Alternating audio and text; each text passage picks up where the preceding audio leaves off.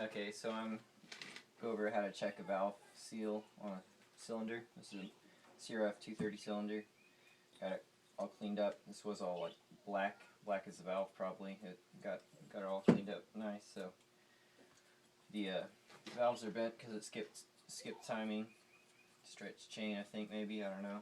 It's rubbed a little bit on something, so I don't know exactly how that happened, but anyway, the valves are going to be replaced tomorrow, and I thought I'd do a little tutorial video on how to check the seals. So the seals are on the bottom here of the valve, and so I blocked up the port so no oil would come out of there, just the top.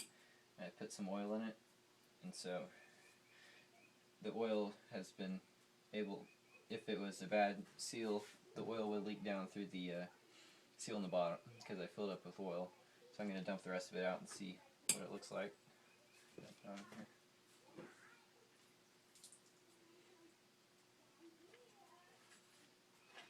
So you're going to look and see if there's any, the oil ran down this valve here. So the seal is right here. So if the oil goes through that, it's definitely needs to be replaced. And if it's a whole lot, it's probably not a good valve stem either. I mean, you don't want any wobble in this valve right here. I mean, there's a certain amount it can, but you shouldn't feel it wobbling. So that's just a good way to check. I mean, you just block off your port, your exhaust, your intake port, and then just have the valve so it's still sticking through the bottom, and then fill the port up with oil. I'm using WD-40, so that's extra thin, so if it was leaking at all, it would probably go through there. So tell these are really bent. See how bent these are from the skip timing. So once I get the valves in tomorrow, I'll reseat them and stick those in. So I just want to do a video on how to check those.